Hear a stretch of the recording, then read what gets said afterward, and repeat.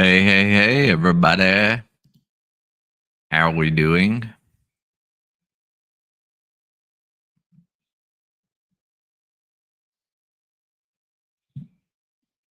Sorry, uh, Nomad helped me have a very short intro,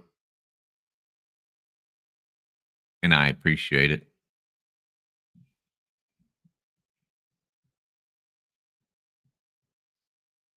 All right, let's get started. Nomad. I played the intro if you saw it.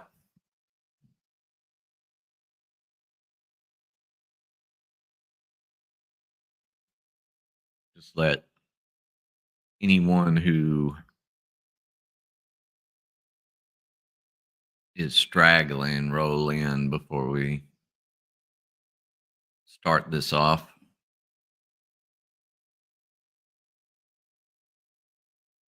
Do I need to zoom this more? Can y'all see the see it okay?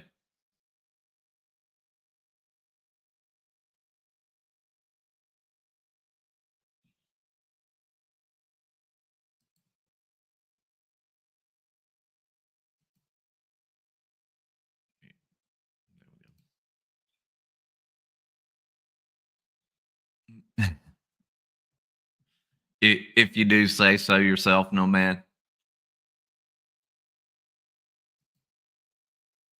I think it was pretty awesome. I've I've got some clips I'm going to add to it, but my boss called me. I had a 2-hour conference call, so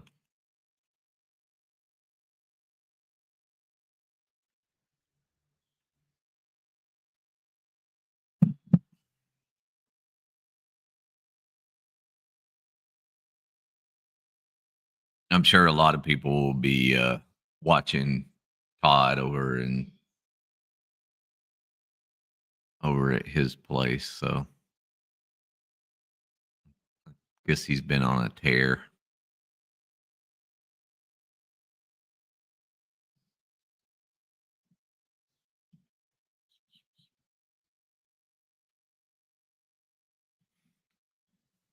All right. Hey, Woodrow. So let's get started. Till recently, it was thought proper to pretend that all human beings are very much alike. From The Lion and the Unicorn, February 1941.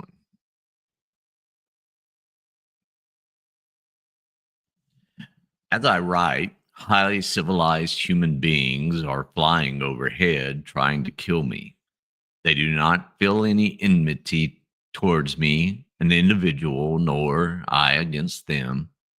They are only doing their duty, as the saying goes.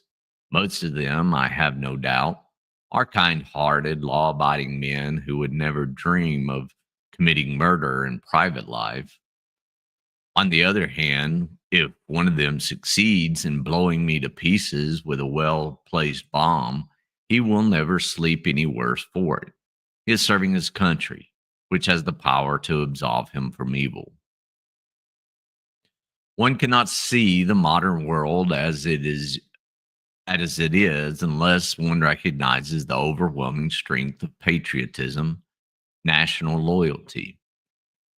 In certain circumstances, it can break down.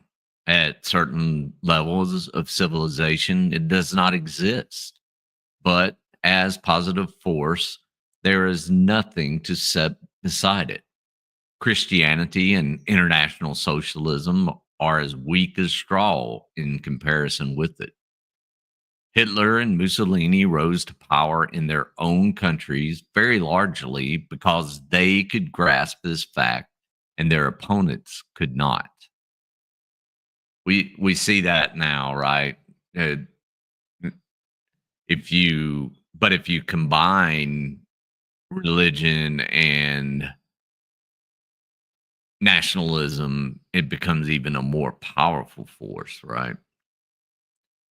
Um, Anyway, I'll gather some more thoughts on that. Also, one must admit that the divisions between nation and nation are founded on real differences of outlook. Till recently, it was thought proper to pretend that all human beings are very much alike.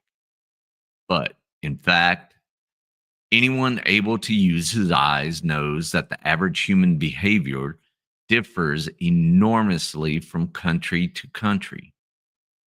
Things that could happen in one country could not happen in another.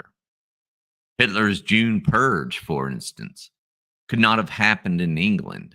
And as Western, I don't necessarily agree with that sentence totally, in that if you get a big enough strong man, you can cause things like the putsch, right? And as Western peoples go, the English are very highly differentiated. There is a sort of backhanded admission of this in the dislike which nearly all foreigners feel for our national way of life. Few Europeans can endure living in England, and even Americans often feel more at home in Europe. When you come back to England from any foreign country, you have immediately the sensation of breathing a different air. Even in the first few minutes, dozens of small things conspire to give you this feeling. The beer is bitterer, the coins are heavier, the grass is greener, the advertisements are more blatant. I guess since I'm reading English, I should have said advertisements. Um, the crowds in the big towns with their mild, knobby faces, their bad teeth, and gentle manners are different from a European crowd. Then the vastness of England swallows you up, and you lose for a while your feeling that the whole nation has a single identifiable character. Are there really such things as nations? Are we not 46 million individuals, all different? And the diversity of it, the chaos, the clatter of the clogs in Lancashire, they don't say it that way, Lancashire, mill towns. I lost my place because I was kicking myself for mispronouncing that. The to and fro of the lorries on the Great North Road, the queues outside the labor exchanges, the rattle of pen tables in the Soho pubs, the old maids biking to Holy Communion through the mists of the autumn mornings. All these are not only fragments, but characteristic fragments of the English scene. How can one make a pattern out of this muddle? I don't I don't know if any of y'all have been to England, but his his description of it makes me think back on it, and I can see these things happening. But talk to foreigners, read books or newspapers, and you are brought back to the same thought. Yes, there is something distinctive and recognizable in English civilization. It is a culture as individual as that of Spain. It is it is somehow bound with the solid breakfasts and gloomy Sundays, smoky towns and winding roads, green fields and red pillar boxes. It has a flavor of its own. Moreover, it is continuous. It stretches into the future and the past. There is something in it that persists and as in a living creature. What can England of 1940 have in common with the England of 1840? But then, what have you in common with the 5-year-old of what have you in common with the child of 5 whose photograph your mother keeps on the mantelpiece? Nothing, except that you happen to be the same person. In England, all the boasting and flag wagging, the rule Britannia is done by small minorities. The patriotism of the common people is not vocal or even conscious. They do not retain among their historical memories the names of a single military victory. English literature, like other literatures, is full of battle poems, but it is worth noticing that the ones that have won for themselves a kind of popularity are always a tale of disasters and retreats. There is no popular poem, poem about Trafalgar or Waterloo, for instance. Sir John Moore's army at Corunna, fighting a desperate rearguard action before escaping overseas, just like Dunkirk, has more appeal than a brilliant victory. The most stirring battle poem in English is about a brigade of cavalry which charged in the wrong direction. And of the last war, the four names which have really engraved themselves on the popular memory are Mons, Ypres, Gallipoli, and Passchendaele. Every time a disaster. The names of the great battles that finally broke the German armies are simply unknown to the general public.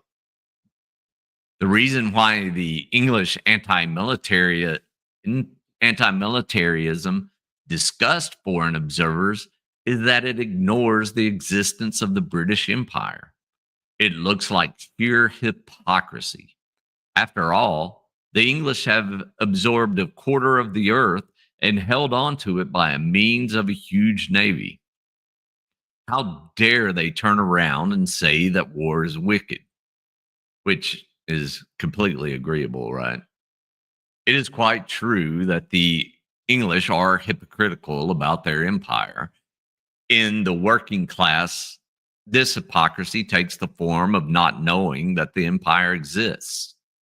But their dislike of standing armies is perfectly sound instinct. A navy employs comparatively few people, and it is an external weapon which cannot affect home politics directly. Military dictatorships exist everywhere, but there is no such thing as a naval dictatorship.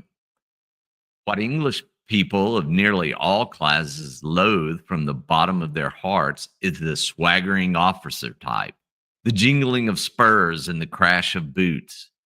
Decades before Hitler was ever heard of, the word Prussian had much the same significance in England as Nazi as today.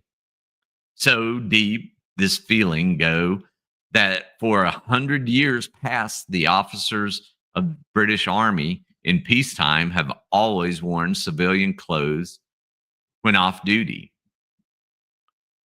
One rapid but fairly sure guide to the social atmosphere of a country is the parade step of an army or of its army.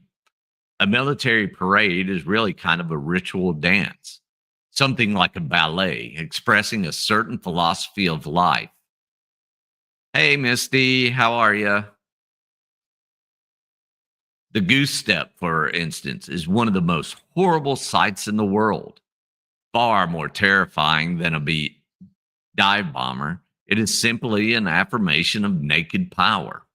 Contained in it, quite consciously and intentionally, is the vision of the boot crashing down on a face. It is its ugliness is part of its essence. For what it is for what it is saying, yes, I am ugly and you daren't laugh at me. Like the bully who makes faces at his victim. Why is the goose step not used in England? There are, heaven knows, plenty of army officers who would be only too glad to introduce some kind such thing. It is not used because the people in the street would laugh. Beyond a certain point, military display is only possible in countries where the common people dare not laugh at the army.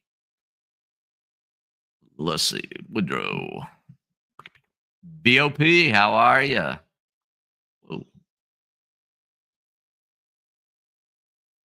I do. I was trying to pull up. Okay. Woodrow. Britain might be hypocritic, but they have not resorted to the night of the Long Knives or May 30th against their mainland holdings. You're absolutely right. They uh they somehow wield power without a huge military presence, but a lot of that may have to do with allies as well.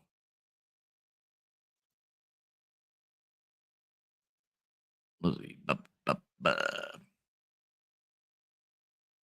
The Italians adopted the goose step about the same time when Italy passed definitely under German control. As one would expect, they do it less well than the Germans. I was there's a comedian, Wyatt Cenac. He talks about how strongmen and fascist type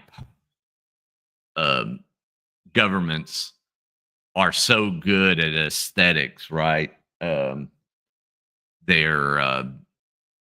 he even brought up the Confederates um, making things look good, the not, and then out to the Nazis with the um, very very well thought out aesthetic of their uniforms and things like that. So anyway, uh, the Vichy government, if it survives, is bound to introduce a stiffer parade ground discipline into what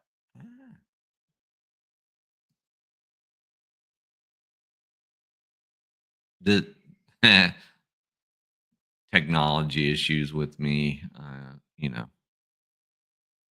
very theatric. It's a bunch of theater kids getting together and taking over the world, right? Let's see. Back to the Vichy government. Okay. If the Vichy government survives, if it is bound to introduce a stiffer parade ground discipline into what is left of the French government.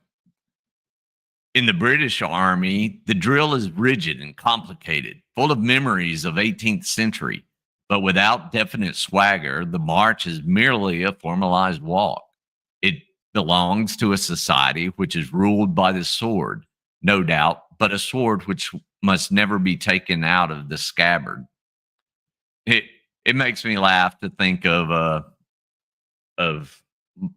my favorite YouTuber saying how horrible that it is that we don't adhere to the 18th century model of Baron von Steuben's drill and ceremony, right? Um, so yeah.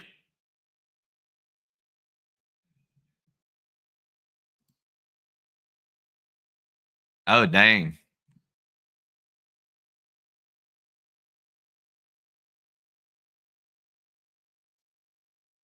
What's the temperature?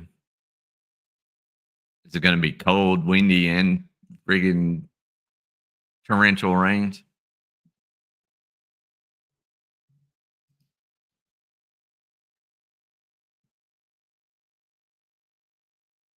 But saying that the drill and ceremony is necessary for the discipline of an army, I don't think we've needed that for at least 100 years. Ooh, that's cold to me. VOP.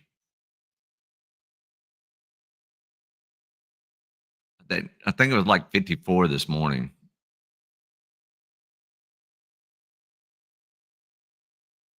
Absolutely, Woodrow.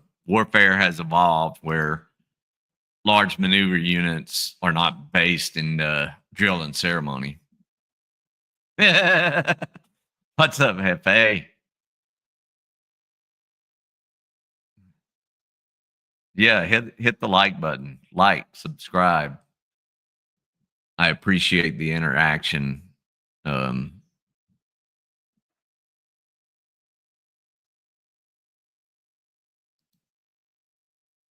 Jody D.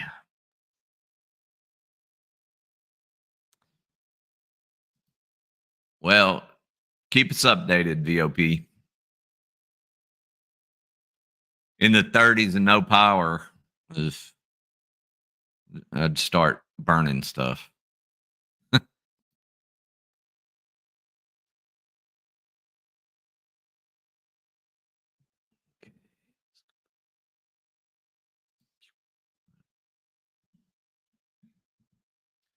So, and yet the gentleness of English civilization is mixed up with barbit barbarities. I keep wanting to say barbiturates. So every time I see it, and anachronisms. Our criminal law is as out of date as the muskets in the tower. Over against the Nazi stormtrooper, you have got to set that typically English figure, that hanging judge, some gouty old bully with his mind rooted in the 19th century, handing out savage sentences. In England, people are still hanged by the neck and flogged with a cat of nine tails. Both of these punishments are obscene as well as cruel, but there has never been any genuinely popular outcry against them. People accept them, and Dartmoor and Borstal almost as they accept the weather. They are part of the law, which is assumed to be unalterable. Hey, Linda. Um, with the law unalterable, right? When when DNA started coming out and exonerating people, and when Barry Scheck and the Innocence Project was actually a honorable organization, and some of them still are. I won't knock on all of them, but um, once convicted and once your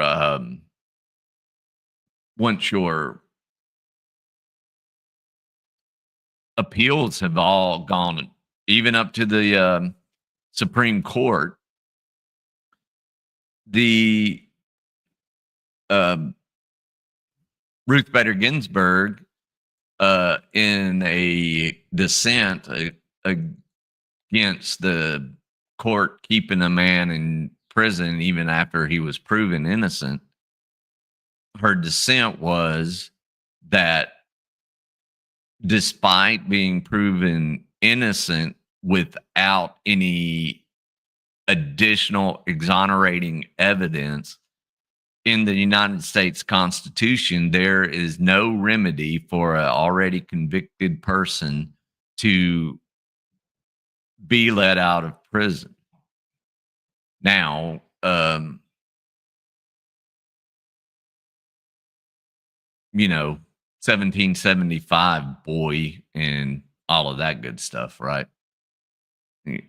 We're coming up on our 300th year in 2076.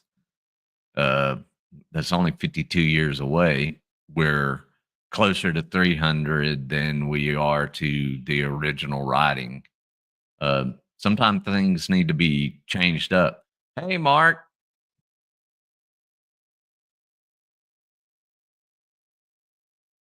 Okay, but Here, one comes upon an all important English trait: the respect for constitutionalism and legality.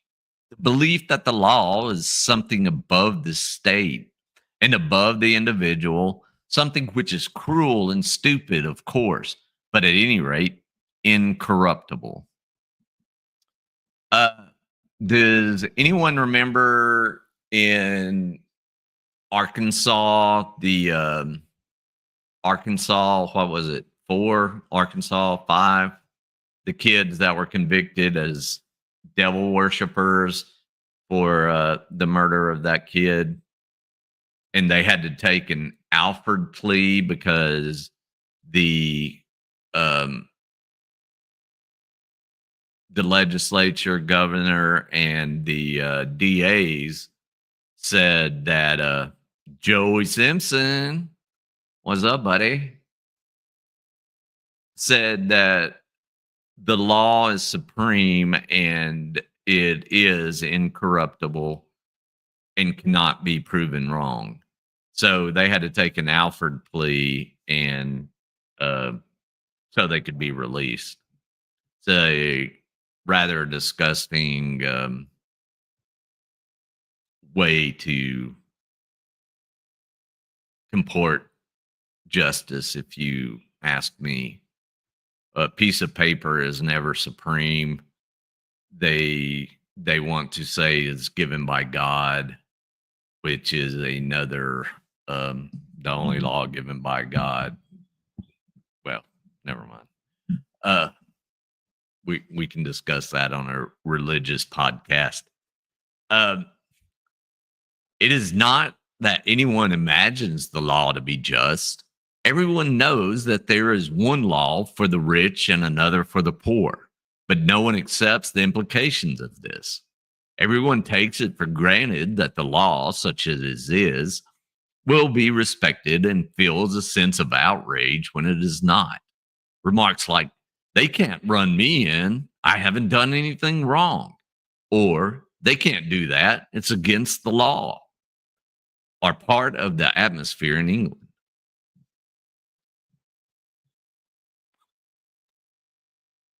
Hey, RA, how are you?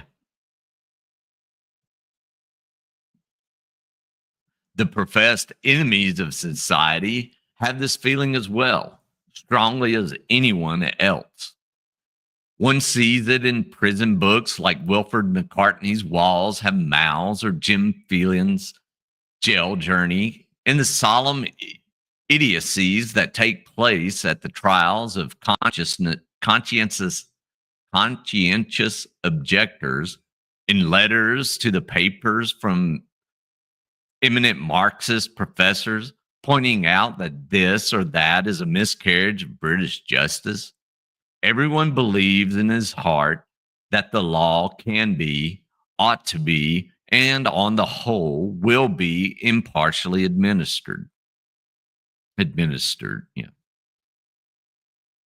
The totalitarian idea that there is no such thing as law, there is only power, has never taken root. Even the intelligentsia have only accepted it in theory. An illusion can become a half truth. A mask can alter the expression of a face. The familiar arguments to effect that democracy is just as the same or just as bad as totalitarianism never take account of this fact. All such arguments boil down to saying that half a loaf of the same as is the same as no bread. Half truths. In England, such concepts as justice, liberty, and objective truth are still believed in. They may be illusions, but they are very powerful illusions. The belief in them influences conduct. National life is different because of them. In proof of which, look about you. Where are the rubber truncheons? Is the castor oil? Can you imagine being waterboarded with castor oil? I mean, we talk about torture using water doing it, but Dang.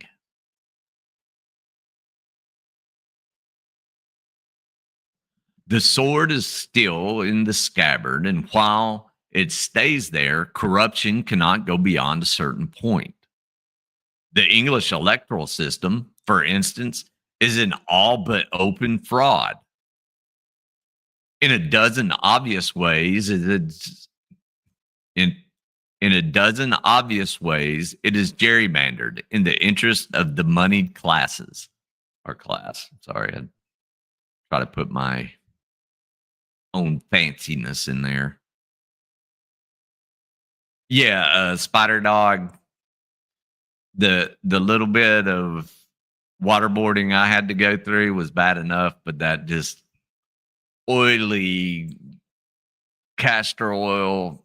Believe me, I've had to take it when I was a kid. Just filling your stomach up. Nope. But until some deep change has occurred in the public mind, it cannot become completely corrupt. You do not arrive at a polling booth to find men with revolvers telling you which way to vote, nor are the votes miscounted, nor is there any direct bribery, mind you. Even hypocrisy is a powerful safeguard. The hanging judge, that evil old man in the scarlet robe and horsehair wig, whom nothing short of dynamite will ever teach what century he is living in, but who will at any rate interpret the law according to the books, will in no circumstance take a money bribe, is one of the symbolic figures of England. He is a symbol of the strange mixture of reality and illusion, democracy and privilege, humbug and decency, the subtle network of compromises by which the nation keeps itself in its familiar shape. So here we have another classic Orwellian art, which is just a quote from here. In England, such concepts as justice, liberty, and objective truth are still believed in. They may be illusions, but they are very powerful illusions.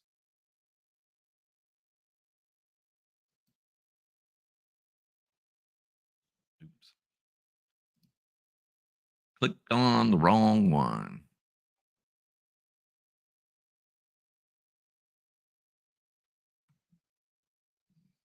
How's everybody? Questions? More comments? Nothing?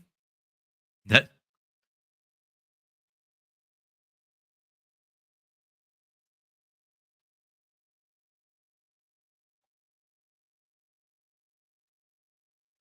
Yeah, my roll calls are very short, Mark. I just do it as I go. Uh, is the English press honest or dishonest? From The Lion and the Unicorn, February 1941. At this moment, after a year of war, newspapers and pamphlets abusing the government, praising the enemy, and clamoring for surrender are being sold on the streets, almost without interference. And this is less from respect for freedom of speech than from a simple perception that these things don't matter. It is safe to let a paper like Peace News be sold because it is certain that 95% of the population will never want to read it. The nation is bound together by an invisible chain. At any normal time, the ruling class will rob, mismanage, sabotage, lead us into the muck. But let popular opinion really make itself heard. Let them get a tug from below, and they cannot avoid the feeling. And it is difficult for them not to respond. The left wing writers who denounce the whole of the ruling class as pro fascist are grossly oversimplifying. We see that now, right? We see some oversimplification of oh, well, that guy's a fascist without really delving in deeper and looking into it. It does it does some things feel fascistic? Of course they do. Um, I won't deny that, but you see it on the left and the right. Um, but um, we just have to deal with it, right? So even among the inner clique of politicians who brought us to our present past, it is doubtful whether were any conscious traitors.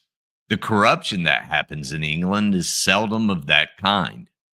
Nearly always, it is more in the nature of self deception, of the right hand not what knowing what the left hand doeth, and being unconscious is limited.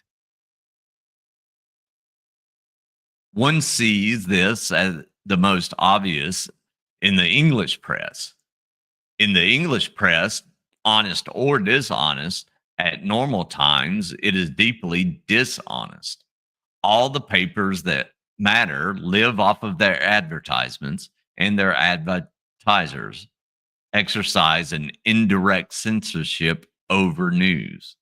Yet, I do not suppose there is one paper in England that can be straightforwardly bribed with hard cash. In the France of the Third Republic, all but a very few of the newspapers could notoriously bought over the counter like so many pounds of cheese. Just sorry, that made me giggle with the French and their cheese. And you can't get a newspaper as easily as you can get cheese. That actually may be still true. Public life in England has never been openly scandalous. It has not reached the pitch of disintegration at which humbug can be dropped.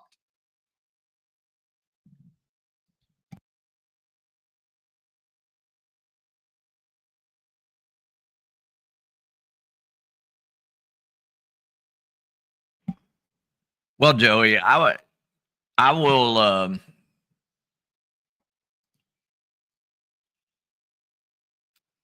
I will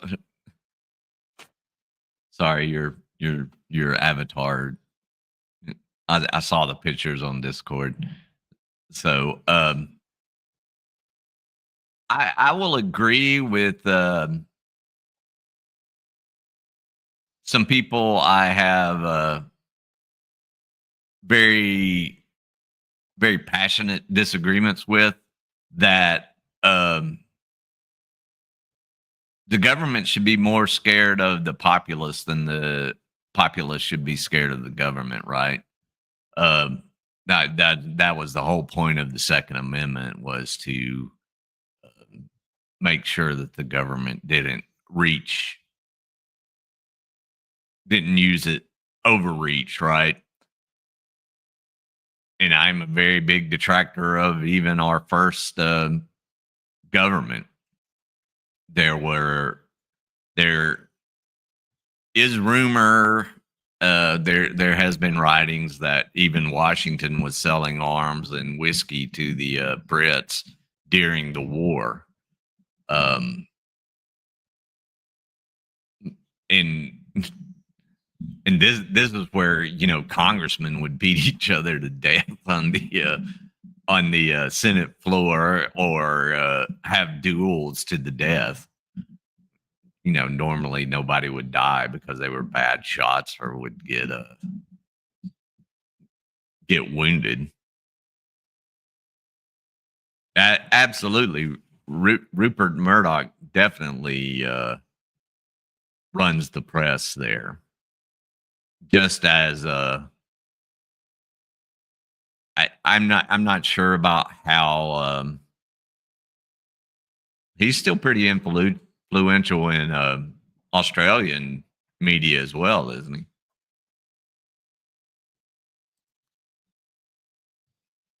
So let's see. England is not the jeweled eye of Shakespeare's much quoted passage, nor is it the inferno depicted by Dr. Goebbels. More than either, it resembles a family, a rather stuffy Victorian family with not many black sheep in it, but with all its cupboards bursting with skeletons. I like that description. Um, with the cupboards bursting with skeletons.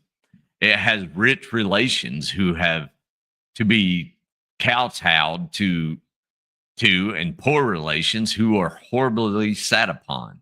And there is a deep conspiracy of silence about the source of the family income. It is a family in which the young are generally thwarted, and most of the power is in the hands of the irresponsible uncles and bedridden aunts. Still, it is a family. It has its private language and its common memories, and at the approach of an enemy, it closes its ranks. A family with the wrong members in control that perhaps is as nearly as one can come to describing England in a phrase. Well, I mean,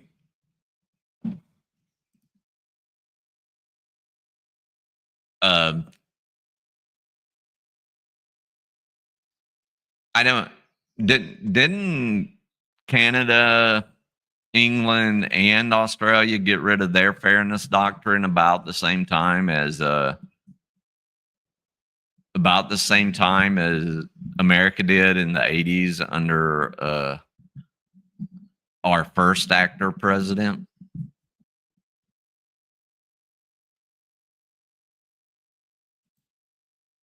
You're you're absolutely correct, Double D's. It was not a him and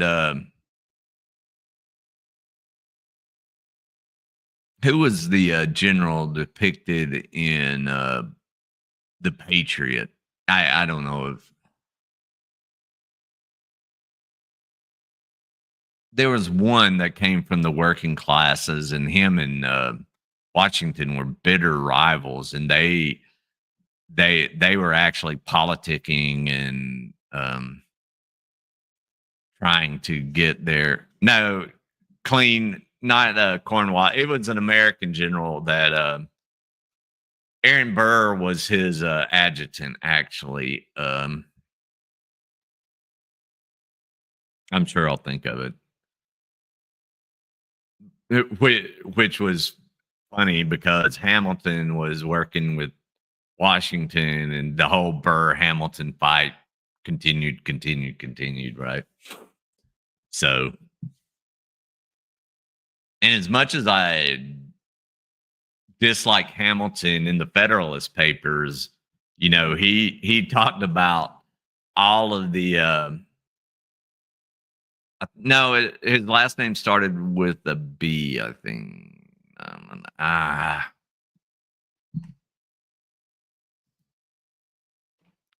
Hang on, we're taking a detour. No, not Benedict. I think Benedict was part of their contingent.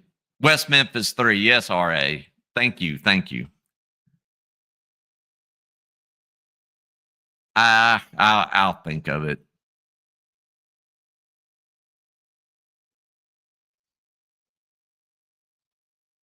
Yeah, I thought it was the 3 or 4 RA. But again, remember we we fought the Revolutionary War because the powered and moneyed classes were tired of paying the taxes. The blue collar people weren't paying taxes; they couldn't afford it. So, and they didn't care about the tea. All right. This is the most truthful war that has been fought in modern times. From London Letter, VOP, maybe. I my brain just glitched on it. Burwell. So this is the most truthful war that has been fought in modern times. From London Letter, 15 April 1941. Partisan Review, July to August 1941.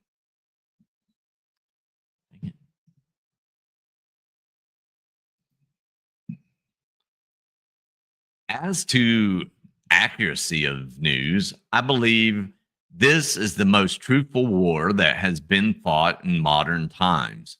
Of course, one only sees enemy newspapers very rarely, but in our own papers, there is certainly nothing to compare with the frightful lies that were told on both sides in 1914 to 1918 or in the Spanish Civil War.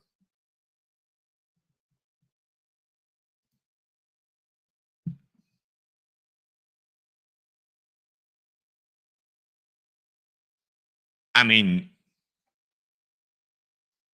you do have a point there as well. And I do believe that is why they came for the papers first, right? They came for the speech, the crying out against the taxes and everything else. And when the outcry couldn't be suppressed on the press and the assemblies and trying to redress your government by sending letters a month's journey by sea, uh, they came for the guns. So the amendments, then the war started, right? You get the Third Amendment, no quartering, right? Uh, Fourth Amendment, search and seizure. So you see how it kind of until it you see it in the Constitution. I'm not saying it was all bad. Um, I'm just saying that it was the money that we're complaining about it at first, and where the money go, generally the working class goes because the money do buy it from the working class, especially when it's the farmers.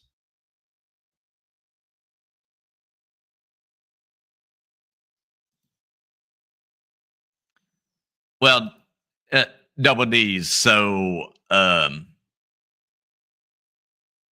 Coca Cola, Fanta was made for they couldn't sell Coke in Germany after we actually started turning against the Nazis. Remember Madison Square Garden, 1939. Um, so we Fanta Corporation was developed to trade with the Nazis. Bayer developed the gas for the concentration camps. I mean, you can go on and on and on and on. The reason why the Prescotts of George Bush fame lost their bank was because they were illegally selling arms to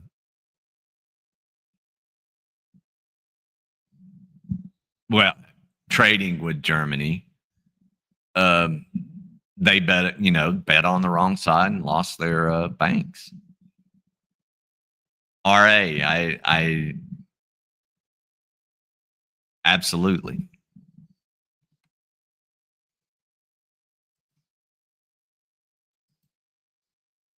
Yeah, Yeah, I cannot believe that when I saw that rally in Madison Square Garden in a documentary. WrestleMania 1 was a much better rally than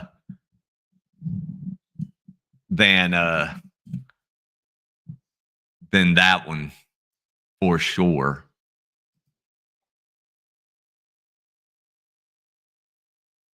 So let's go. I believe that the radio, especially in countries where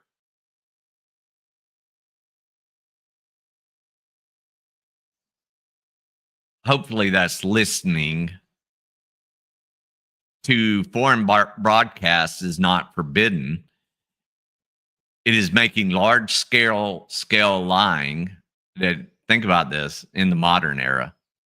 I believe that the radio, especially in countries where listening to foreign broadcasts is not forbidden, is making large scale lying more and more difficult.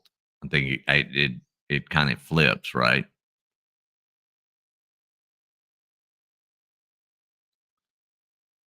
The Germans have now sunk the British Navy several times over in their published pronouncements, but don't otherwise seem to have lied much about major events. When things are going badly, our own government lies rather in a rather stupid way, withholding information, being vaguely optimistic, but generally has come out with the truth within a few days. We see that as well, right? China and North Korea didn't get the memo. Well, I mean, suppression is a powerful tool as well.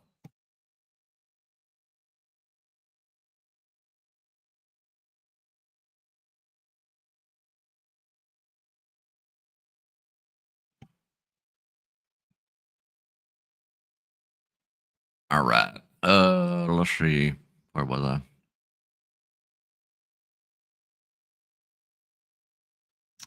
I have it on very good authority that reports of air battles, etc., issued by the Air Ministry are substantially truthful, though, of course, favorably colored. As to the other two fighting services, I can't speak. I doubt whether labor troubles are really fully reported. News of a large scale strike would probably never be suppressed, but I think you can take it that there is strong tendency to pipe down on labor friction and also on the discontent caused by billeting, evacuation, separation allowances for soldiers, wives, etc., etc. Debates in parliament are probably not misrepresented in the press, but with a house full of deadheads, they are growing less and less interesting, and only about 4 newspapers now give them prominence.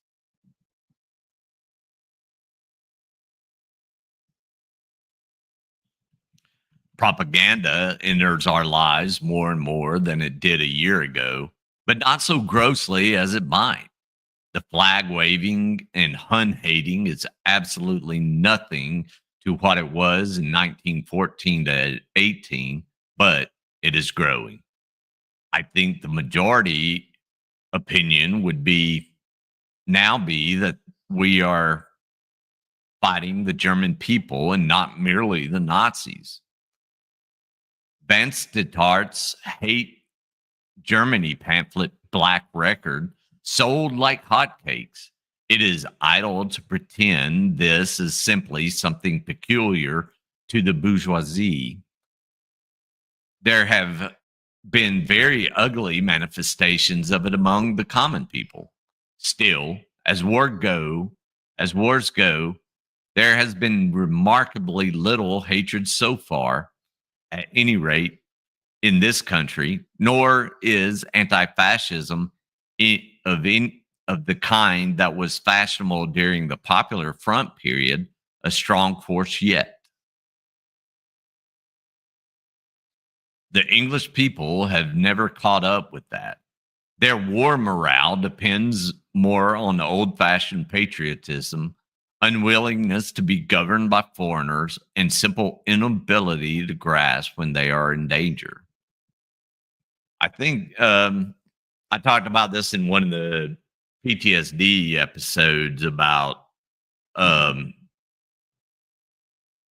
how psychiatric problems and PTSD among the British were sharply decreased during the Blitz. Um, and when your country's under attack, you seem to coalesce and create that cohesive bond, and everybody's there to help everybody else. But whoa, giggity.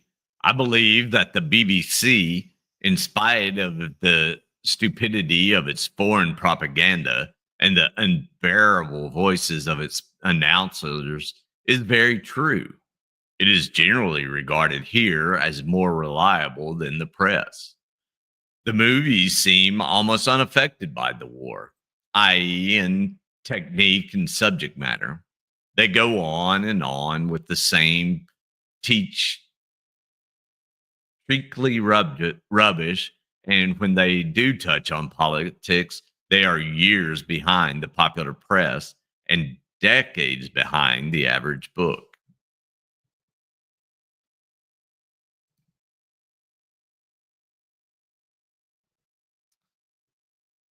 Art and propaganda are never quite separable. Literary criticism 2, Tolstoy and Shakespeare, broadcast 7 May 1941.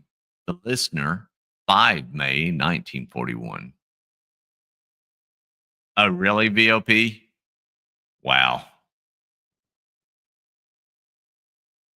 That was just spirited debate in those days. What's up, Cap?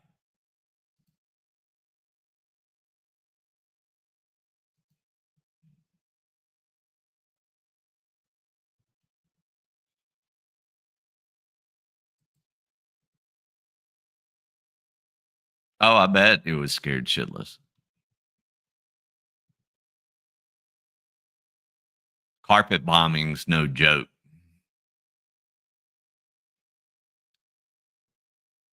All right. So last week, I pointed out that art and propaganda are never quite separable, and that are supposed to be purely aesthetic judgments are always corrupted to some extent by moral or political or religious loyalties.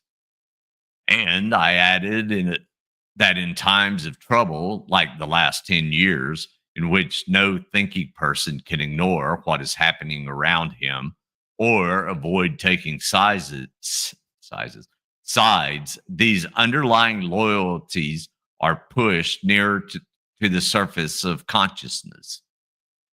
Criticism becomes more and more openly partisan, and even the pretense of detachment becomes very difficult. But one cannot infer that from that there is no such thing as the aesthetic judgment, that every work of art is simply and solely a political pamphlet and can be judged only as such. If we reason that we lead our minds into a blind alley in which certain large and obvious facts become inexplicable, and an illustration of this, I want to examine one of the greatest pieces of moral, non aesthetic criticism, anti aesthetic criticism, one might say, that have ever been written, Tolstoy's essay on Shakespeare. Towards the end of his life, Tolstoy wrote a terrific attack on Shakespeare, purporting to show not only that Shakespeare was not the great man he claimed to be, but that he was a writer entirely without merit. one of the worst and most contemptible writers the world has ever seen. The essay caused tremendous indignation at the time, but I doubt whether it was ever satisfactorily answered. What is more, I shall point out that the main it was unanswerable. Part of what Tolstoy says is strictly true, and parts of it are too. Such a matter of personal opinion to be worth arguing about. I do not mean, of course, there is no detail in the essay which could be answered. Tolstoy contradicts himself several times.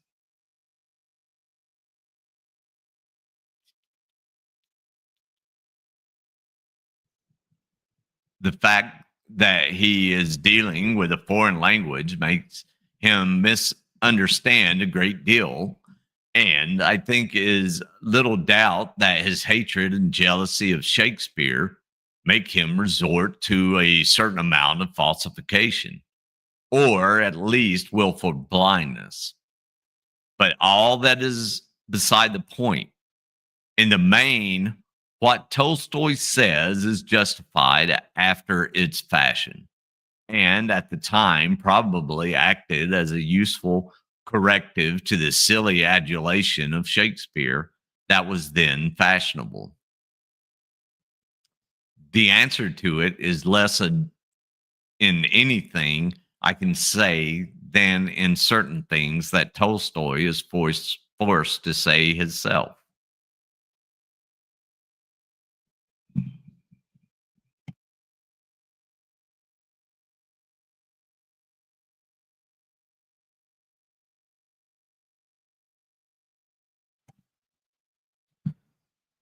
Tolstoy's main contention is that Shakespeare is trivial, shallow writer with no coherent philosophy, no thoughts or ideas worth bothering about, no interest in social or religious problems, no grasp of character or probability, and insofar as he could be said to have definable attitude at all with cynical, immoral, worldly outlook on life, he accuses him of patching his plays together without caring two pence for credibility, of dealing with fantastic fables and impossible situations, of making all his characters talk in an artificial, flowery language completely unlike that of real life.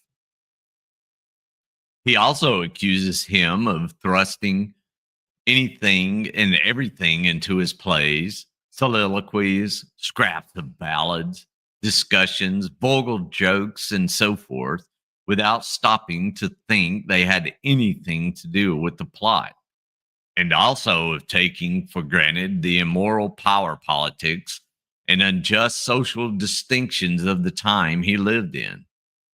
Brief, Briefly, he accuses him of being a hasty, slovenly writer, a man of doubtful morals, and above all, of not being a thinker. Hey, Daniela, how are you? One second, please.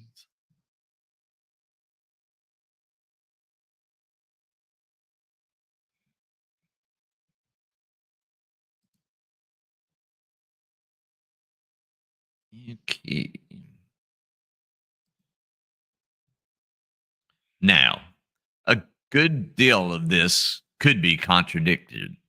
It is not true in the sense implied by Tolstoy that Shakespeare is an immoral writer. His moral code might be different from Tolstoy's, but he very definitely has a moral code, which is apparent all through his work. He is much more of a moralist than, for instance, Chaucer or, man, I hate saying, I should have looked this up. Boca, Boca Boccaccio. I'll say that. I'll let Josh correct me or something. He also is not such a fool as Tolstoy tries to make out. At moments, incidentally, one might say he shows a vision which goes far beyond his time. In this connection, I would like to draw attention to the piece of criticism which Karl Marx, who, unlike Tolstoy, admired Shakespeare, wrote on Timon of Athens. But once again, what Tolstoy says is true on the whole. Shakespeare is not a thinker, and the critics who claimed that he was one of the greatest philosophers of the world were talking nonsense. His thoughts are simply a jumble of ragbag. He was like most Englishmen in having a code of conduct, but no world view. No no philosophical faculty. Again, it is quite true that Shakespeare cares very little about the probability and seldom bothers to his characters coherent, make his characters coherent. As we know, he usually stole his plots from other people and hastily made them up into plays, often introducing absurdities and inconsistencies that were not present in the original. Now, now and again, when he happens to have got hold of a foolproof plot, Macbeth, for instance, his characters are reasonably consistent. But in many cases, they are forced into actions which are completely incredible by any ordinary standard. Many of his plays have not even the sort of credibility that belongs to a fairy story. In any case, we have no evidence that he himself took them seriously, except as a means of livelihood. In his sonnets, he never even refers to his plays as literary achievement, and only once mentioned in a rather shamefaced way that he has been an actor. So far, Tolstoy is justified. The claim that Shakespeare was a profound thinker, setting forth a coherent philosophy in plays that were technically perfect and full of subtle psychological observation, is ridiculous.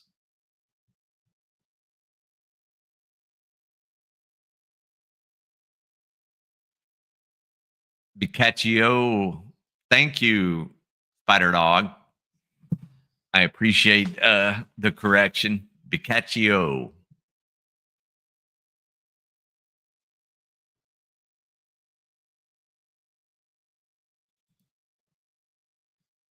Something I missed in prep as I skimmed over this stuff.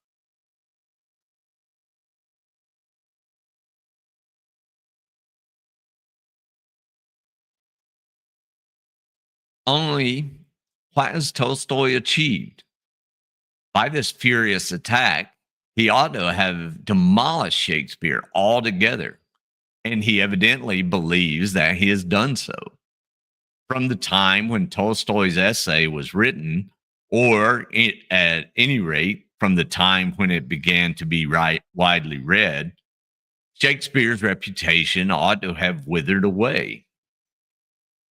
I think let's see what Orwell has to say. The lovers of Shakespeare ought to have seen that their idol had been debunked, that in fact he had no merits, and they ought to have ceased forthwith to take any pleasure in him. But that did not happen.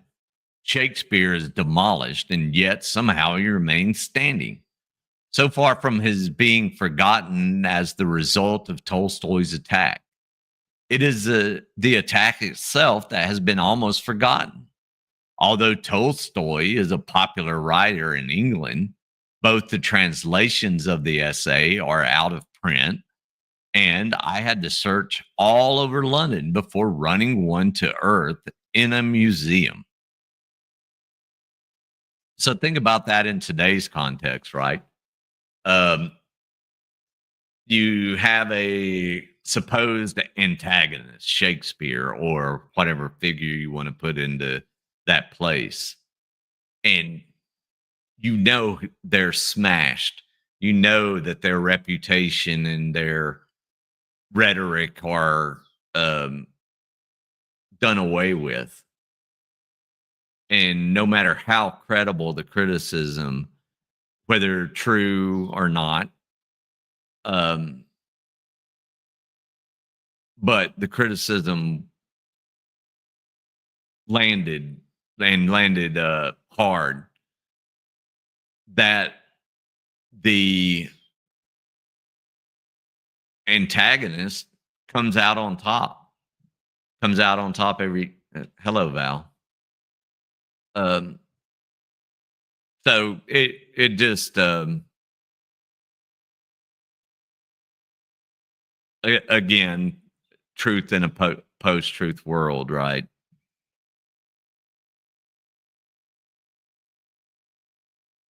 So it appears, therefore, that Tolstoy can explain away nearly everything about Shakespeare. There is one thing that he cannot explain away, and that is his popularity. He Somebody asked about the King James version on G Boys, and I I gave an explanation of why it's so popular, but I failed to I failed one thing in explaining it, in that, remember, 1611 was dead in Shakespeare's time, and the 42 scribes that did the translation knew full well how popular Shakespeare and his plays were. So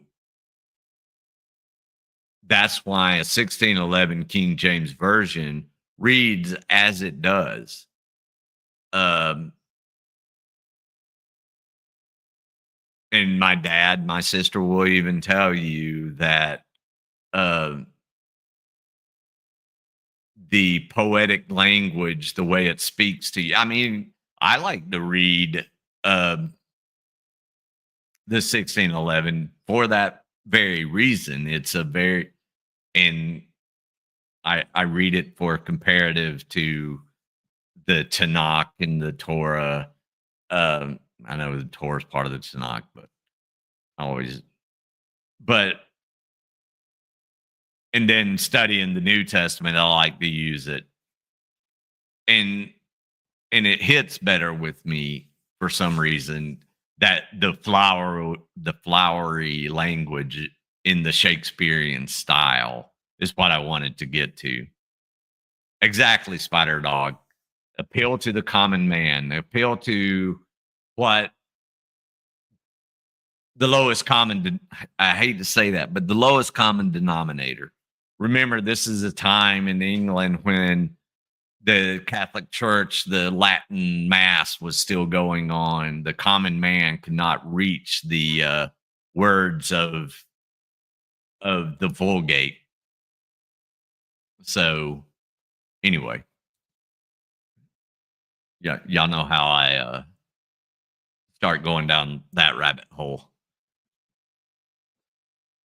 It appears, therefore, that though Tolstoy can explain away nearly everything about Shakespeare, I already read that, there is one thing that he cannot explain away. That is his popularity. He himself is aware of this and greatly puzzled by it. I said earlier that the answer to Tolstoy really lies in something he himself is obliged to say. He asked himself how it is that this bad, stupid, and immoral writer Shakespeare is everywhere Lupe, how are you doing?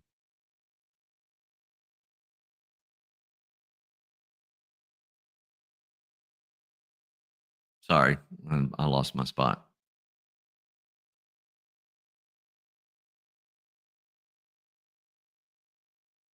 So Shakespeare is everywhere, admired, and finally, he cannot explain away it as sort of worldwide conspiracy to pervert the truth,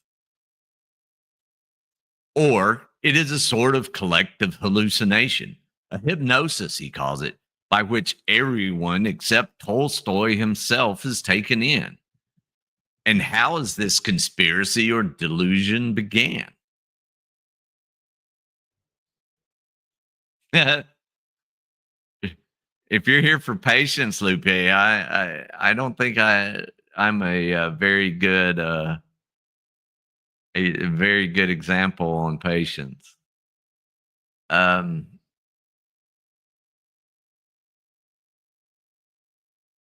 as to how this conspiracy or delusion began, he is obliged to set down the machinations of certain German critics at the beginning of the 19th century. They started telling the wicked lie that Shakespeare is a good writer, and no one since has had the courage to contradict them. Now, one need not spend very long over a theory of this kind. It is nonsense. The enormous majority of the people who have enjoyed watching Shakespeare's plays have never been influenced by any German critics, directly or indirectly. So, uh, a little personal story. I was in private school my whole life, up until eighth grade. And the wonderful thing about paying for an education is if you have a learning disability and can't read, they just pass you anyway. Um, my mom was a teacher. My parents, up until that point, did not believe in psychology or psychiatry or that ADHD or dyslexia existed. Um, so they pulled me out of school and started teaching me at home. But to break me of my non reading self, my mom made me read the whole works of Shakespeare the summer after um, I after my eighth grade year, going into my ninth grade year, uh, out loud to her and my dad over that summer. I got through it. It gave me a love of reading. Do my learning disabilities still exist? Absolutely, they still do. But I've learned to use them as some sort of power, I guess. I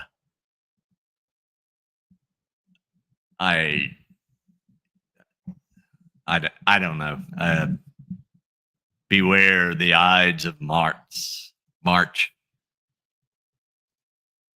Shakespeare was more like viewing a movie. Tolstoy was published, but more of a solitary person. At one time, owning a book was a big deal. Absolutely. Those who had libraries were the fortunate few. Oh, now we can go to Henry the Fifth, right? We few, the fortunate few. Oh, so for those Shakespeare fans out there, was that Henry the Fifth? Am I remembering right? We few, we lucky few.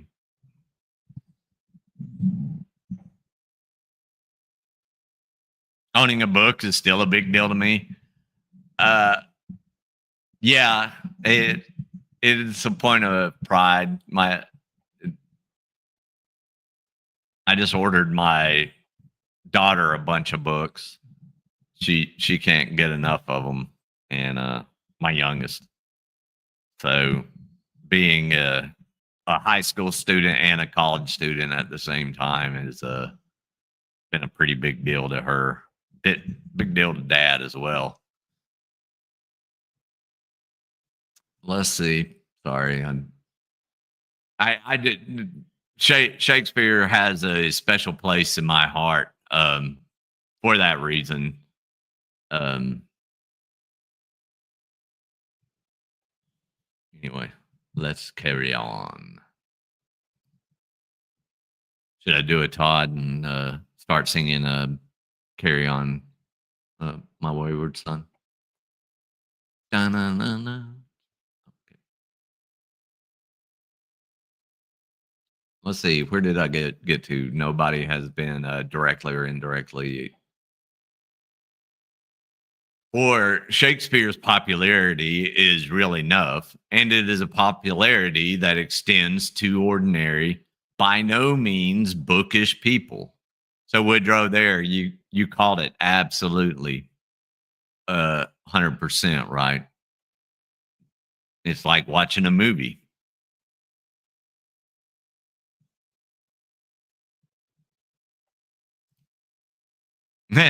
Yeah,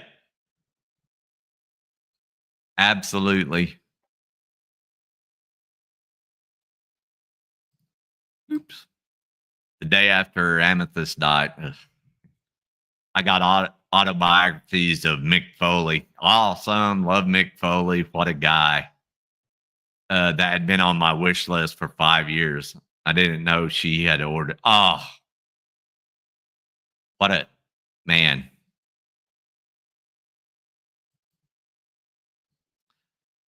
Hit a place in your heart. And for some people to shit on that is a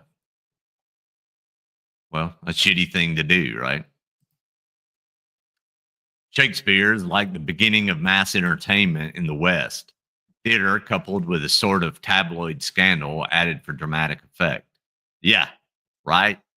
It there was a lot of tabloid scandal involved with Shakespeare, right? In his plays. Yeah, that double D's. I think that maybe why I'm struggling today. Scrolling is I'm a I'm a paper person, 100%. Sorry, my voice is getting a little tired. I've been trying to get into that deep voice for double D's there.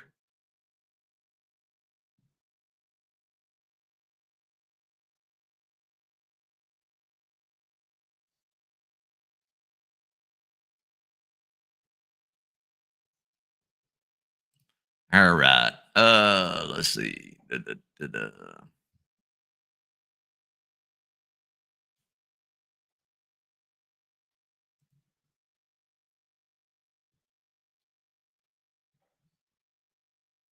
From his lifetime onward, he has been a stage favorite in England, and he is popular not only in the English speaking countries, but in most of Europe and parts of Asia. Almost as I speak, the Soviet government are celebrating the 325th anniversary of his death. And in Ceylon, I once saw a play of his being performed in some language of which I did not know a single word. One must conclude that there's something good, something durable in Shakespeare, which millions of ordinary people can appreciate. Though Tolstoy happened to be uh, unable to do so, he can survive exposure of the fact that he is a confused thinker whose plays are full of improbabilities. He can no more be debunked by such methods than you can destroy a flower by preaching a sermon at it.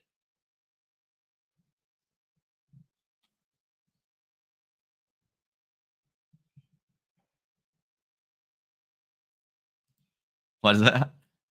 Not for me. Hot as that sounded. You got that? Okay, great. Oh my lord, make me blush.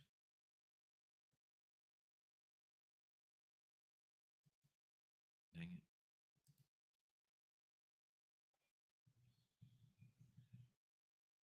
And that, I think, tells a little more about something I referred to last week: the frontiers of art and propaganda.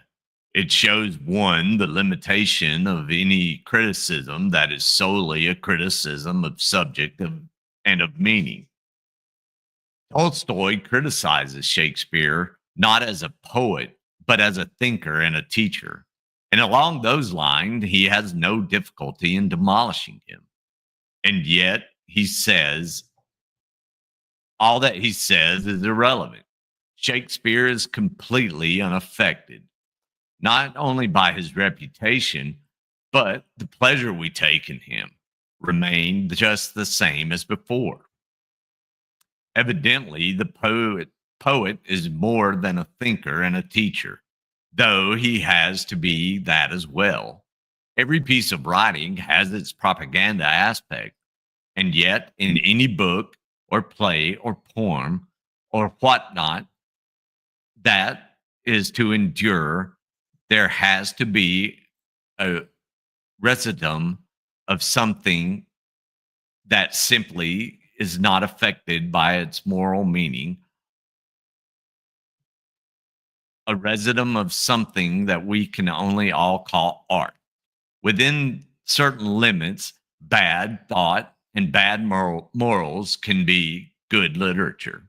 If so, a great man as Tolstoy could not demonstrate the contrary. I doubt whether anyone else can either.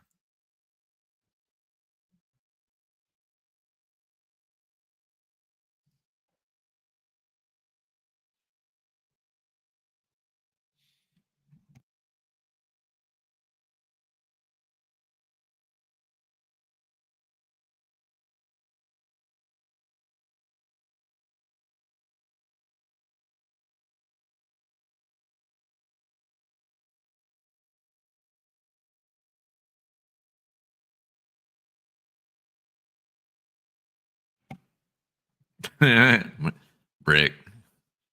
Ah, poor Brick. There's no redemption in the other.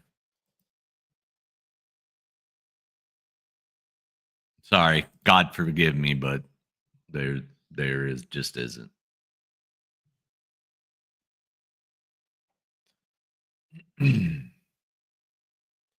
The first thing that we ask,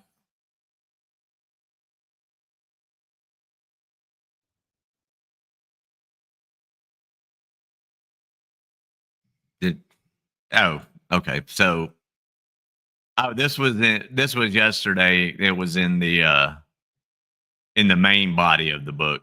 The first thing that we ask of a writer is that he shan't tell lies. Literary criticism 4, literature and totalitarianism. Broadcast 21 May 1941. TypeScript.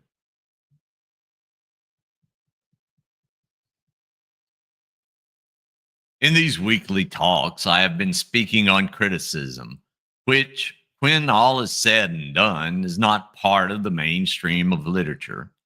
A vigorous literature can exist almost without criticism and the spiritual spirit, as it did in the 19th century England. But there is reason why. At this particular moment, the problems involved in any serious criticism cannot be ignored. I said at the beginning of my first talk that this is not a critical age. We see that now, right? We see that this is really not a critical age. We don't we take things as they are given to us. We don't do any critical analysis of the facts. We don't dig down deeper and to see why that fact was was derived at. or arrived to. I shouldn't say derived at. That's kind of the opposite of what I wanted to get to. Um, if it's on Facebook, well, I mean, everything on Facebook is the truth. Meta would not allow third world countries to propagandize their Facebook and cause coups and genocide. Right? Would never happen. And it has been a leading charge in certain movements here in the United States, and it can get dangerous. It can be useful. Mass media absolutely can be useful. I should have used TikTok. Y'all want me to go over to TikTok or Kick? We I think I'd be kicked off the first day for my bent. I said at the beginning of my first talk that this is not a critical age. It is an age of partisanship and not of detachment, an age in which it is especially difficult to see literary merit in a book whose conclusions you disagree with. Politics.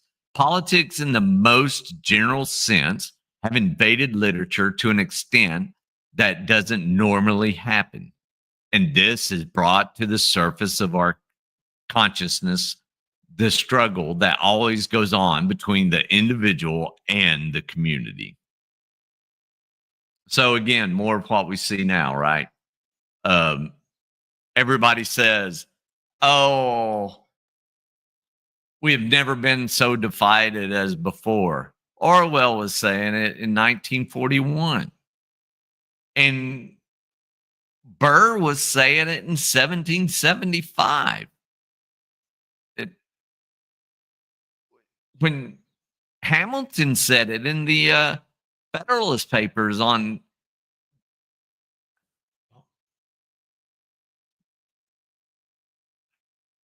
I, sorry, I'm in the Jeff Brain Injury Club. TBI riddled. I'm just not a wild and wonderful white of West Virginia white milkman.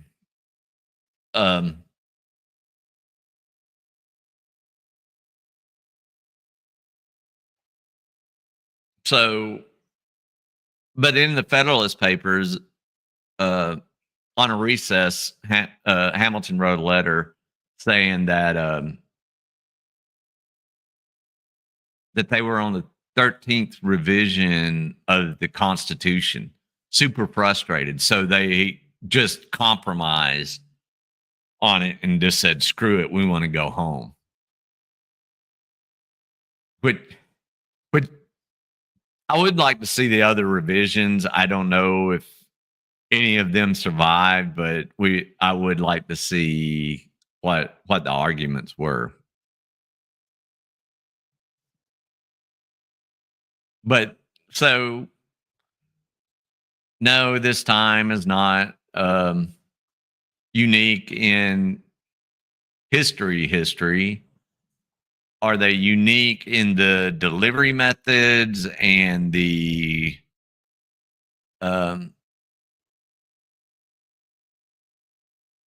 in the quick radicalization? I think so. But hell, I mean, Benjamin Franklin had his own YouTube page, if you will, with Poor Richards.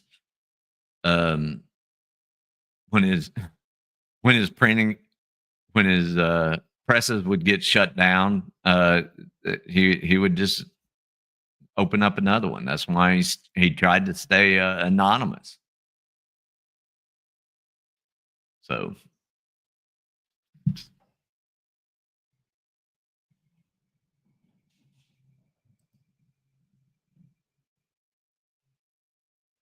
We touched on it yesterday. The same struggle has always been there, but the machinations of how the information is disseminated have changed. Yeah, I mean, it's going to be just as. Oops, sorry for hitting my. Uh,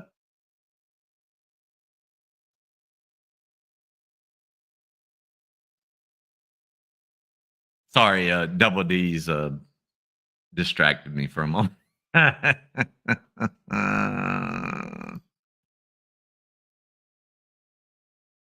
Oh, okay. Um, it's going to be a common theme, just like Orwell's writing. You just kind of you just kind of driving home the theme and building on it.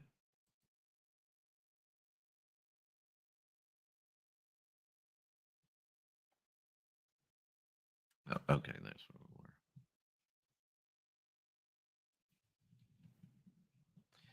It is when one considers the difficulty of writing honest, unbiased criticism in a time like ours that one begins to just grasp the nature of the threat that hangs over the whole of literature and in the coming age.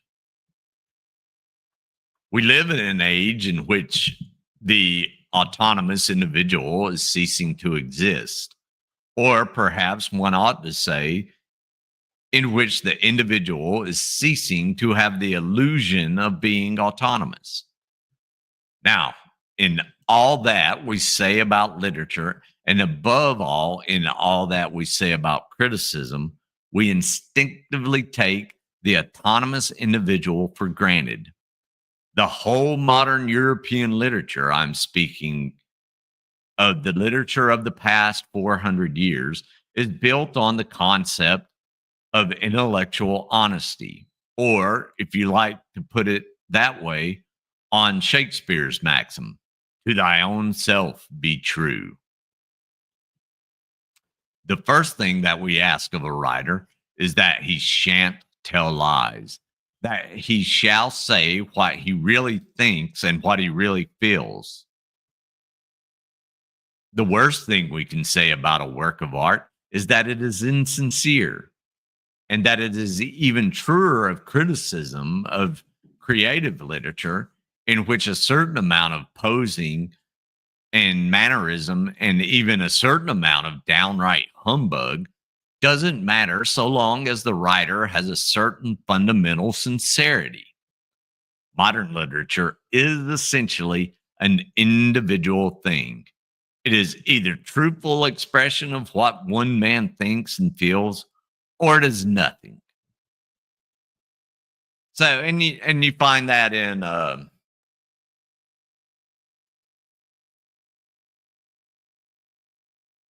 the modern um media space, right? You can absolutely feel when a creator is being honest and true to themselves, and when they're either self editing or being hyperbolic. Hyperbole isn't necessarily a bad thing to use if you're doing it honestly and from from a heartfelt place. Uh, but don't be a dishonest arbiter.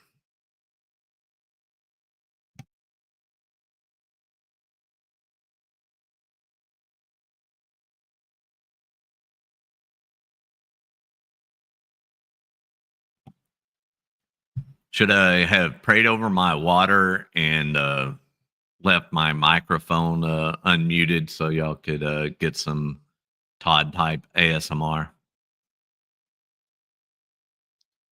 Totalitarianism has abolished freedom of thought to an extent unheard of in any previous age.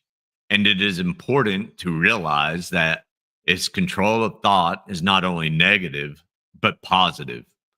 It not only forbids you to express, even to think certain thoughts, but dictates what you shall think.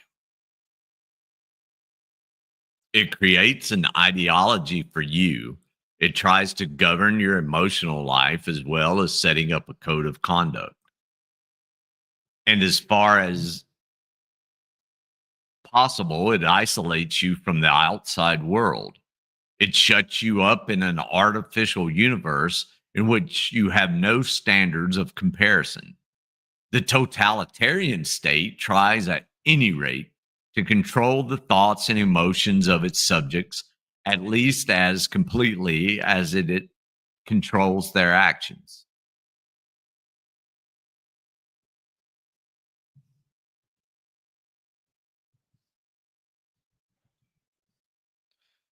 That is the important question for us. Can literature survive in such an atmosphere? I think one must answer shortly that it cannot. If totalitarianism becomes worldwide and permanent, what we have known as literature must come to an end. And it won't do, as may appear plausible at first, to say what will come to an end is merely the literature of post Renaissance Europe. Uh, the narrative. Sorry, I don't have drops. The popular term echo chamber that we see so often these days. Yeah, absolutely. The desire to get rid of books, the desire to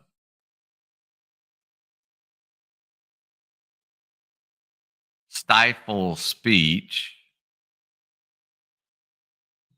to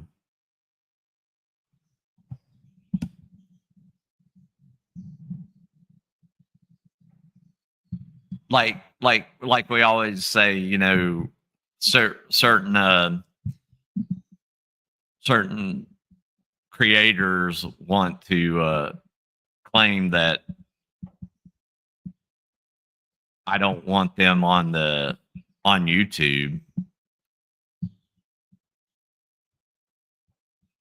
Oh, sorry for getting distracted, Double D's. I'm in my squirrel mode. I know what you're saying.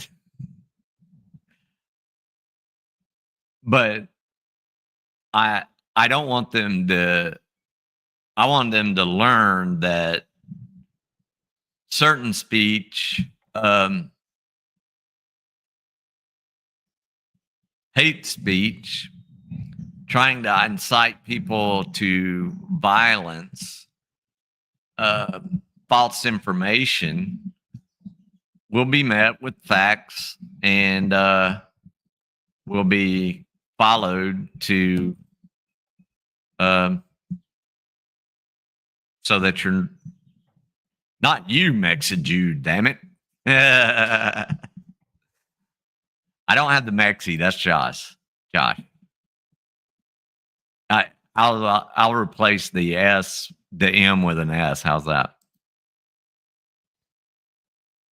Yeah, stifling speech to control the narrative. I mean, if you weren't afraid to engage, you would absolutely stay calm and have a conversation instead of fighting. Have I yelled at people? Have I been an asshole? I sure have. But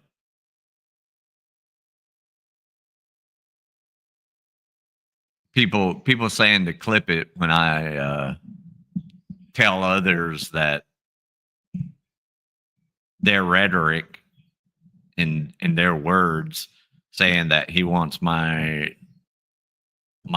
religion and ethnicity to be herded out of this country, make my head a canoe, on and on and on. Say it all you want, but I'm going to say what I got to say too. you should always we absolutely spider dog. You should absolutely always meet evil where evil is, right? If evil's speaking evil about you, then you meet it.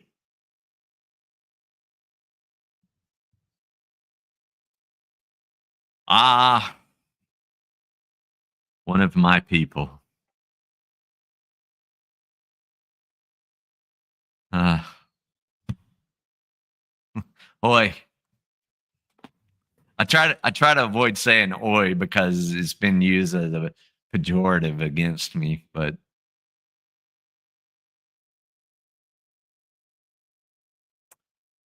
uh yes. If y'all have never watched Baldwin speak or his debates, check out James Baldwin. He was such a passionate speaker and uh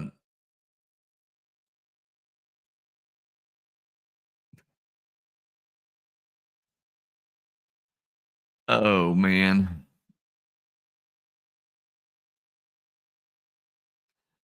I read it as G2, so that's fine. You're good.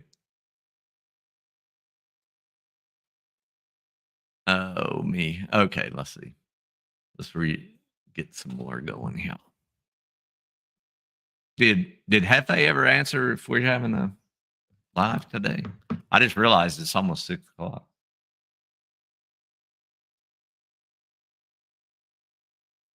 So you can put on all those fucking details. Oh. about your stupid. Mexico is stealing my time, fucker. That's Josh. Josh is doing his thing. You know how he is. He just gets a wild hair and pops on. It's okay. Separate channels and such. Oh, okay. That prima donna. Yeah, well, he'll get shit about it from me and Hefe at least, and I'm sure Scott will jump in. Then Kev will get a dirty hippie will get in on it, and then it'll be over. Hi vey. Can I? Oh, I better not say that one. We can't let the schmucks take the Yiddish. Sorry, I can't do the Yiddish like my great grandparents could. It was beautiful hearing my great grandfather pray. Ah, I kick myself. I do about uh, letting that slip away from me.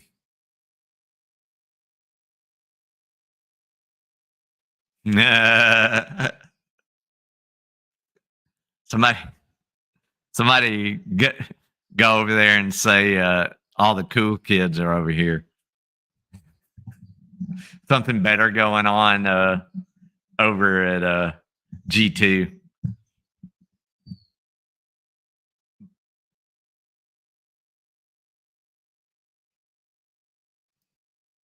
Oh, I do too. I always loved it.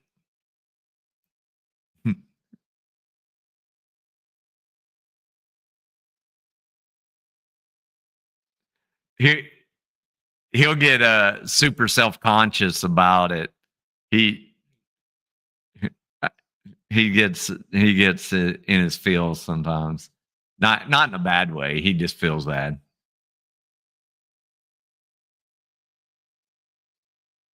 All right, we're about halfway through this chapter and we'll finish so we can go over to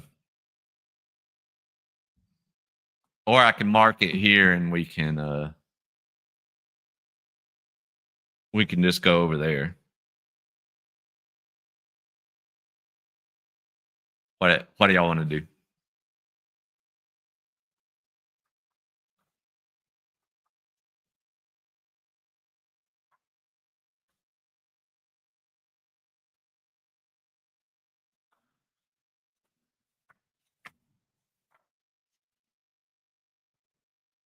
Finish. Okay, Oshin. Oshin, how are you?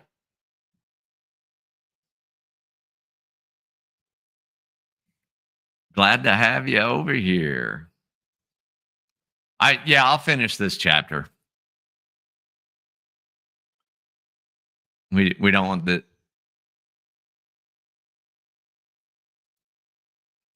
I would say I don't want him to fire me, but that's more Jeff's realm.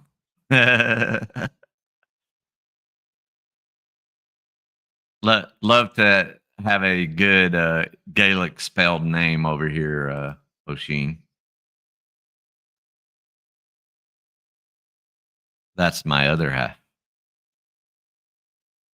Not really half, but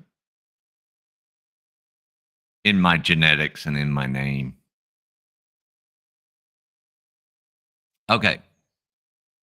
The question that is important for us is oh, we already did that. Okay. I believe that literature of every kind, from the epic poem to the critical essay, is menaced by the attempt of the modern state to control the emotional life of the individual.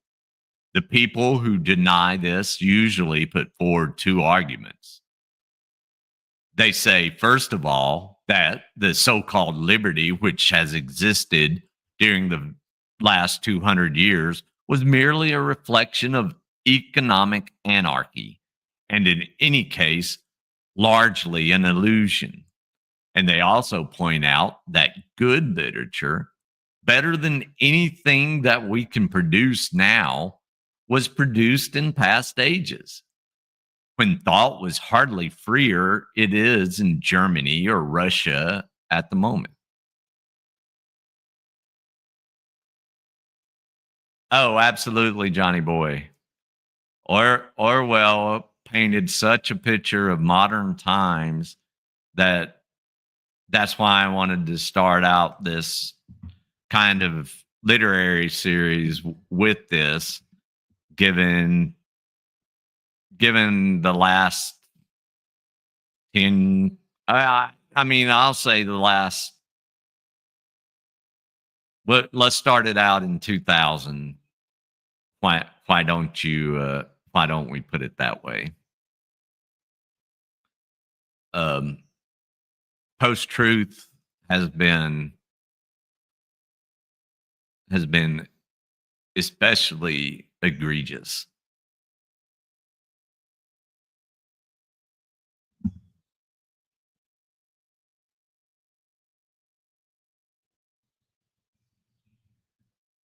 Now, this is true as far as it goes.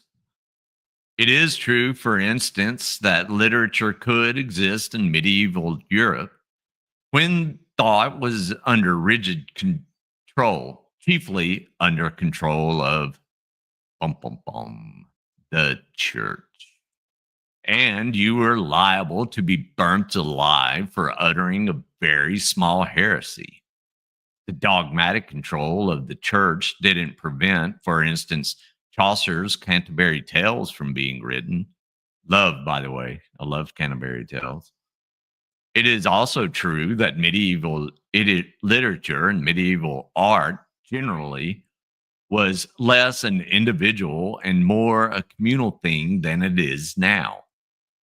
The English ballads, for example, probably can't be attributed to any individual at all. They were probably composed communally, as I have seen ballads being composed in Eastern countries quite recently. All right. Fabulous. One of the best.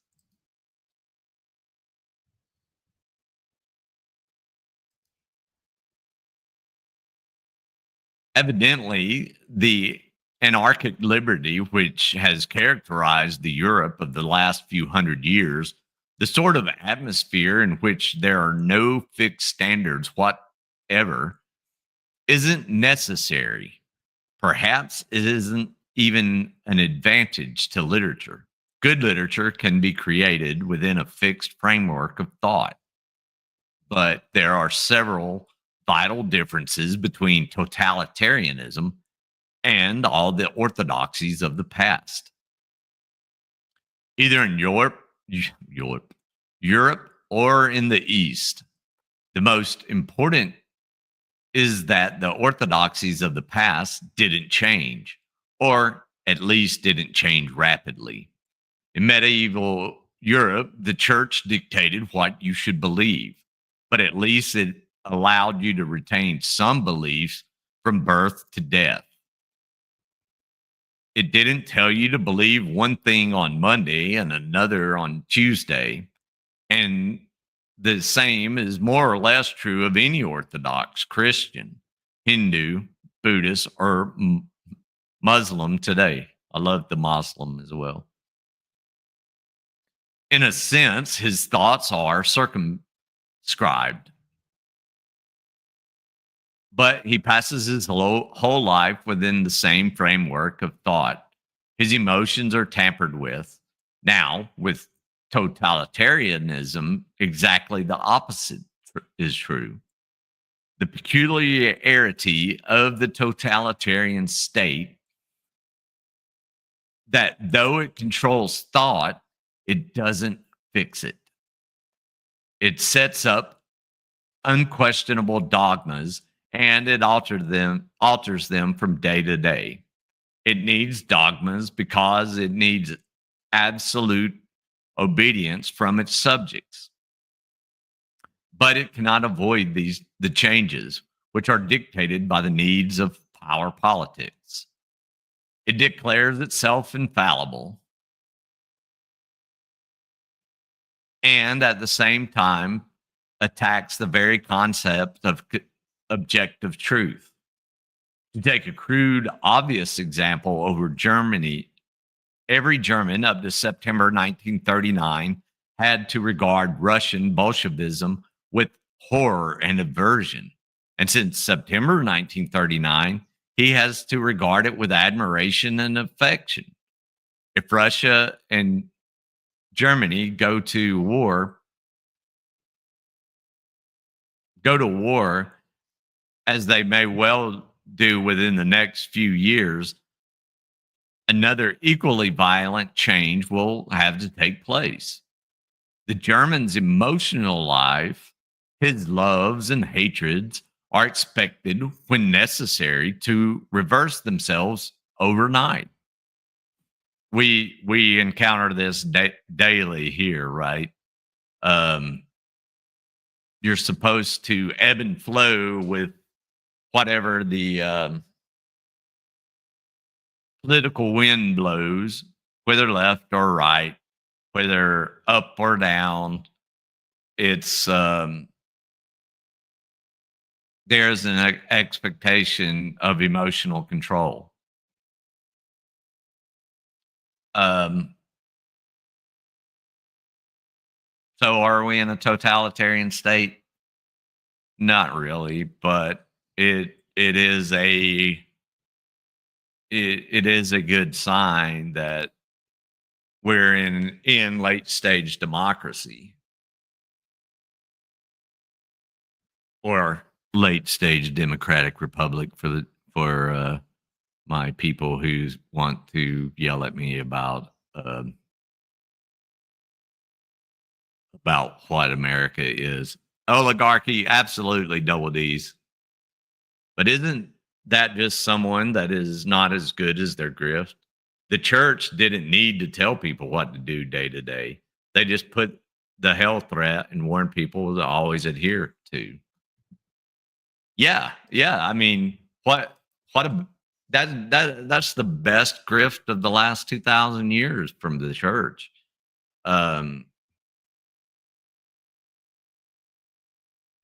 Is, give us your 10%, give us your 10%.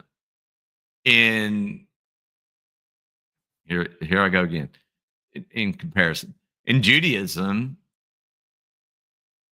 my command is to give 10%, but give it directly to the poor, the needy, the widow, and the orphan. So never give it to the church. That's just the way it is.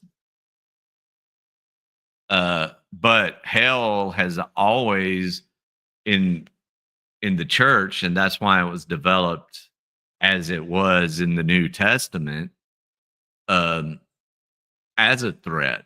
This is the biggest threat of mankind. You're going to burn in hellfire forever and ever, torment. That's why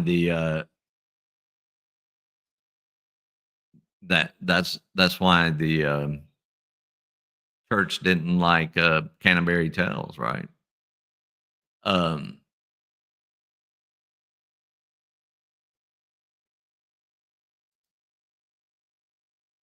that hang on, double D's. I'll get to that.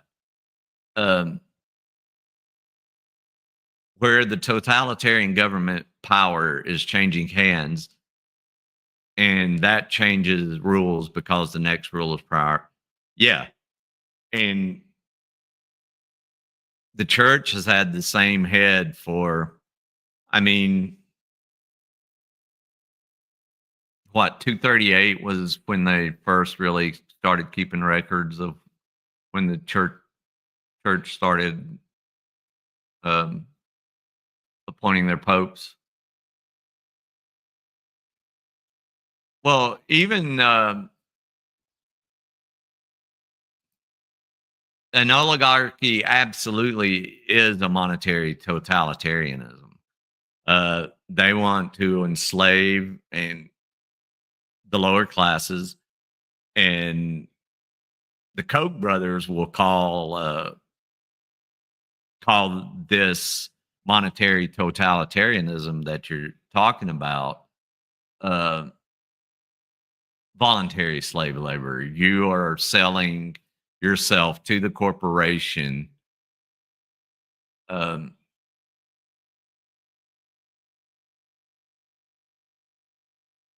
for your livelihood. And I mean, to some extent, it is true that that is what it is. And without regulation from the government, uh, those corporations that you sell your labor to can run roughshod over you. Think of the mining wars that they were strikes, but the U.S. military was dropping bombs on. This was biplane days. I forget when the years, but dropping bombs on miners and stuff like that. Um, yes, Johnny Boy, the Vatican is literally sitting atop of a gold mine. Um, well, in Judaism, Sheol, um, yeah, Woodrow, Sheol is a place where you go to be purified, and then you can move on to the next life. Um, if you if you don't, then you're you stay in Sheol. That Gehenna. So it's to purify you. It's not a place of eternal damnation. Um, and the beautiful thing is that unlike what certain people say is, I don't have to make a blood sacrifice. I don't sacrifice any blood to go to God and do shuva, ask forgiveness for my sins, and go. We the sin offering when uh, there is a temple is for unintentional sins that we may have committed but did not intend on committing. So anyway, again, we're getting into that stuff. Yeah, indentured servitude, same difference. I I don't think the military was indentured servitude. It was just servitude, right? When I was when I enlisted, I was making like $600 a month. That's because I was married. All right, let's finish this up. We don't have that much more. And then we can go bug Josh if you want. Ba, ba, ba.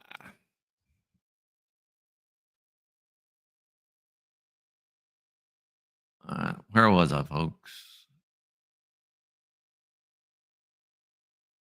Okay, the emotional life. I hardly need to point out the effect of this kind of thing upon literature. For writing is largely a matter of feeling, which can't always be controlled from the outside.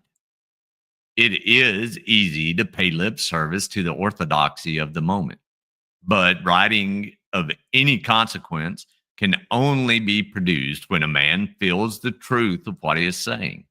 Without that, the creative impulse is lacking. All the evidence we have suggests that sudden emotional changes, which totalitarianism demands of its followers, are psychologically impossible. And that is the chief reason why I suggest that if totalitarianism triumphs throughout the world, literature as we have known it is at an end. And in fact, totalitarianism does seem to have had its effect so far. In Italy, literature has been crippled, and in Germany, it seems to almost have ceased. The most characteristic activity of the Nazis is burning books. Oh no, what kind of books, Todd? And even in Russia, the literary renaissance we once expected hasn't happened. And the most promising Russian writers show a marked tendency to commit suicide or disappear in a prison. Guess I should have edited the one word. Whoever feels the value of literature, whoever sees the central part of it plays in the development of human history, must also see the life and death necessity of resisting totalitarianism, whether it is imposed on us from without or from within. All right, that's where we'll leave it today. We'll hit 4 o'clock again tomorrow. I'll see if Nomad has me a new Orwell thumbnail. I appreciate y'all hanging with me, especially since Mexiju is streaming. Hit the like and subscribe, and we will see y'all. Oh,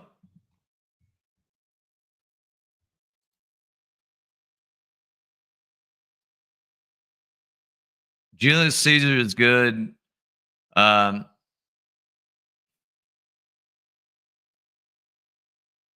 kind of like Macbeth.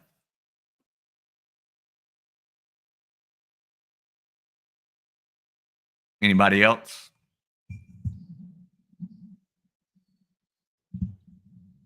Nomad, you are the best. Oh, you idiot.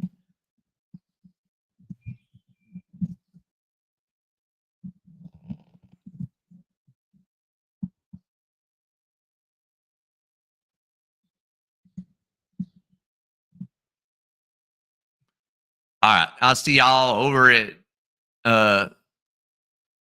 our place at F3.